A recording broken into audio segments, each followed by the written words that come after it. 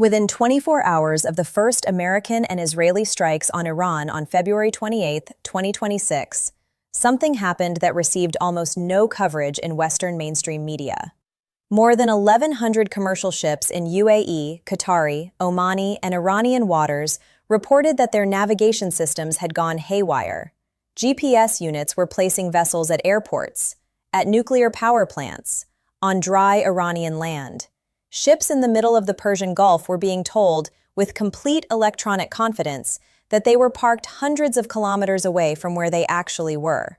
By the end of the first week, maritime analytics firm Lloyd's List Intelligence had logged 1,735 separate interference events affecting 655 vessels. Daily incidents were nearly doubling. Shipping companies began diverting routes.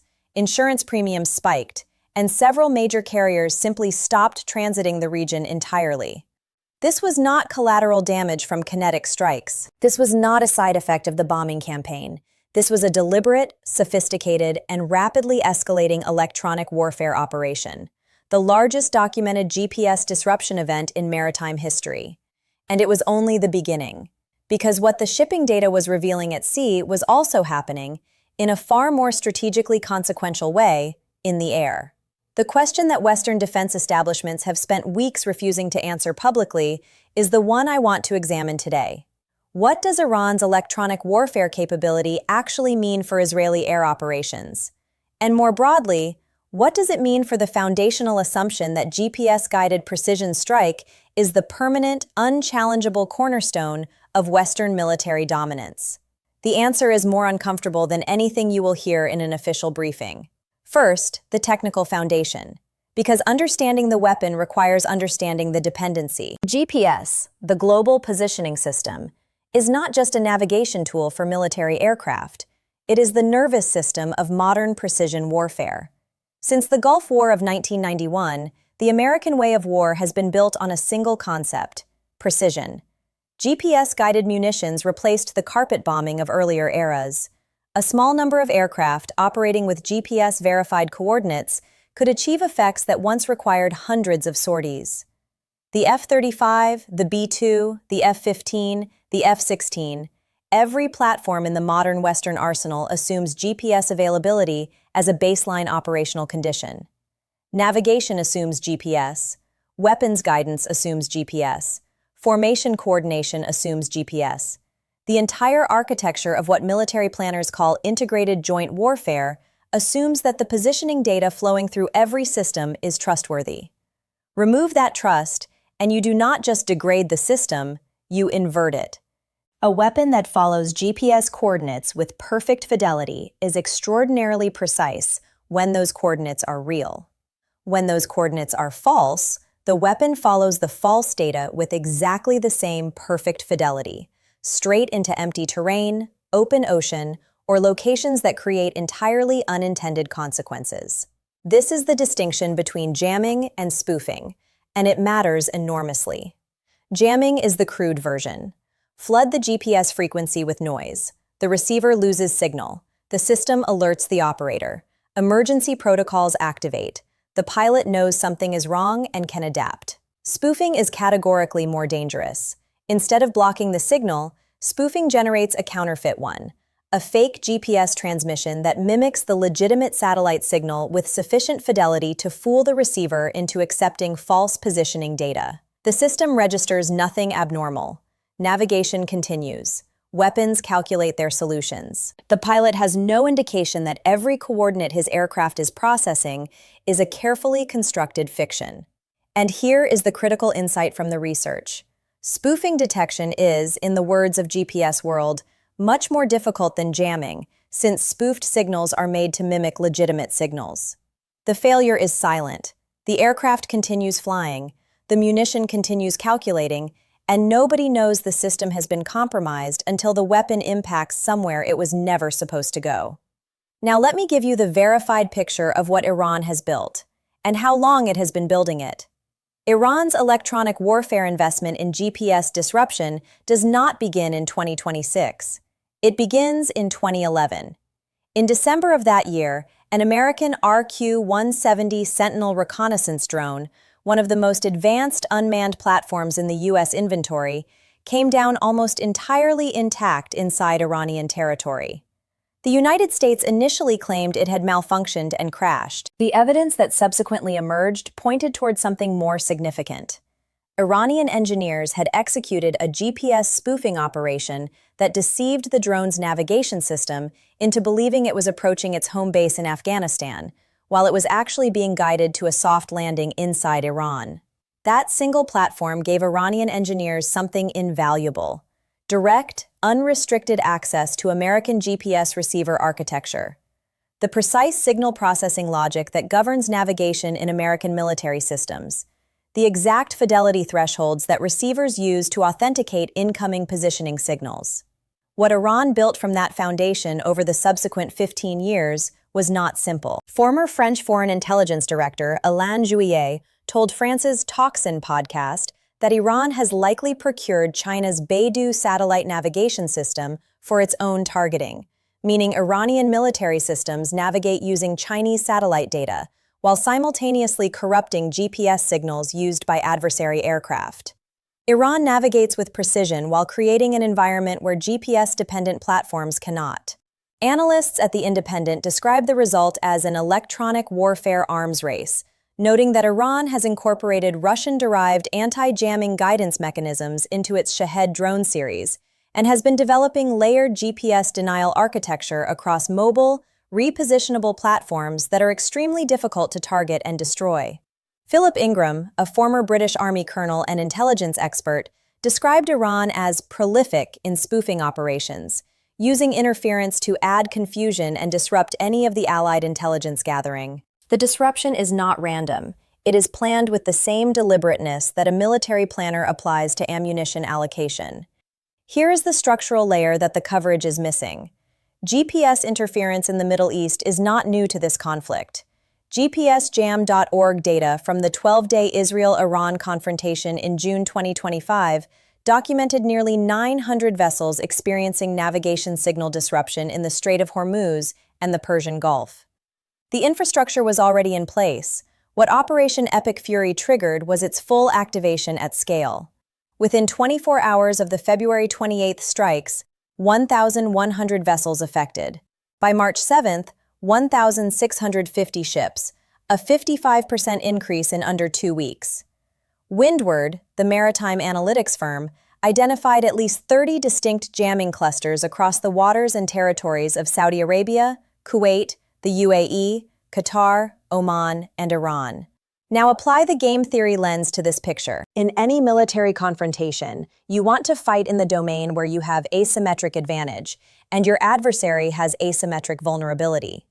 Iran cannot match American carrier-based air power in a traditional dogfight.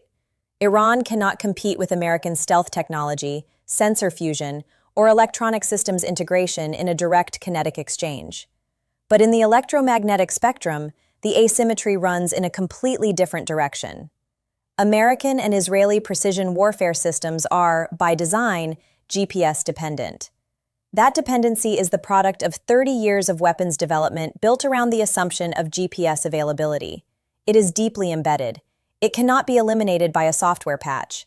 Changing it requires hardware changes across entire fleets that take years to implement. Iran's electronic warfare investment, by contrast, is relatively inexpensive, mobile, redundant, and specifically engineered against the exact GPS signal architecture used in Western military platforms. The cost-exchange ratio is staggering. The GPS disruption infrastructure that Iran has deployed costs a fraction of a single F-35 per unit, can be repositioned before a strike mission can be planned against it, and does not need to destroy anything to degrade the operational effectiveness of the world's most expensive air force.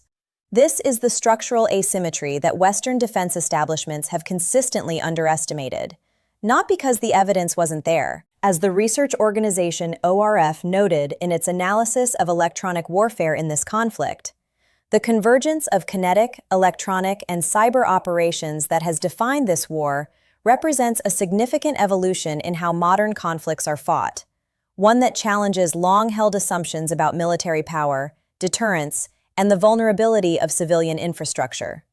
History offers an exact parallel. and it is not comfortable for Western planners. In the early years of the Vietnam War, American air power was supposed to be decisive. The most advanced aircraft, the most sophisticated weapons systems, the most powerful military in the world. The operating assumption was that technological superiority would translate directly into decisive military outcomes. What Vietnam revealed was that technological superiority can be neutralized by asymmetric adaptation. Surface-to-air missiles were not supposed to be able to seriously threaten American aircraft. They were not supposed to be sophisticated enough, numerous enough, or accurately guided enough to constitute a strategic threat. They were. Over North Vietnam, between 1965 and 1973, the SAM threat fundamentally restructured the way American air power operated. Mission profiles changed, altitudes changed, tactics changed. The assumption of free operation in contested airspace was replaced by the recognition that adversary adaptation could impose real operational constraints. What Iran has done with GPS denial is structurally identical. It has found the dependency at the center of modern precision warfare and built a system specifically designed to compromise it. Not to destroy American aircraft, not to win in a direct kinetic exchange, but to impose operational constraints that change what precision warfare can and cannot reliably achieve in a GPS-contested environment. The $130 million F-35 does not need to be shot down to be tactically neutralized. It needs to be flying in an environment where it cannot fully trust the data its systems are generating. Here is the deeper layer. What this means beyond the Middle East. The GPS jamming and spoofing operation that Iran has executed is being studied with great intensity in two capitals that have said almost nothing about it publicly: Moscow and Beijing. Russia has been developing GPS denial and spoofing capability for years. The evidence from Ukraine is unambiguous. Russian electronic warfare teams have routinely degraded GPS accuracy for Ukrainian forces throughout the conflict. Electronic warfare has, in the words of multiple Ukraine conflict analysts, radically altered the battlefield. China's electronic warfare investment is, by many assessments, even more sophisticated. In 2024, China completed a national e-LORAN network for critical infrastructure, a backup navigation system for a country that knows GPS can be denied. That is not the investment of a country that expects GPS to always be available. What Iran has demonstrated in live operational conditions, not in an exercise, not in a simulation, but against actual military operations in an active conflict, is that GPS-dependent aerial warfare carries a structural vulnerability that can be exploited at scale by a nation with the intellectual capability and strategic patience to build the right tools. Taiwan, Japan, South Korea, Poland, every nation whose defense planning depends on F-35 performance in a contested electromagnetic environment is now asking, through classified channels, exactly what the GPS-spoofed operational environment means for the capability guarantees they received during procurement. The answer is not a comfortable one. Let me bring this all together. Iran has spent 15 years building an electronic warfare capability specifically engineered against the GPS dependency at the center of Western precision warfare. The 2011 RQ-170 capture was not a lucky incident. It was a strategic intelligence windfall that Iranian engineers exploited with systematic rigor. The result is a layered, mobile, redundant GPS denial architecture that has produced the largest documented maritime GPS disruption event in history, disrupted civilian aviation across the region, and forced a fundamental reassessment of what Israeli air operations can reliably achieve in this electromagnetic environment. This is not the end of American air power. The F-35 will fly again. Systems will improve. But improvement takes years at the fleet level, and Iran's mobile platforms will continue repositioning, adapting, and operating through any degradation. The more consequential shift is strategic. For 30 years, the Western military model has rested on the assumption that GPS-guided precision strike provides a decisive, unchallengeable advantage. That assumption just encountered its most public, most operationally documented challenge, delivered not by a pure military with comparable defense budgets, but by a nation under comprehensive economic sanctions that captured an American drone in 2011 and spent 15 years working on what it found inside. In game theory, the most dangerous adversary is not the one who matches your strength directly.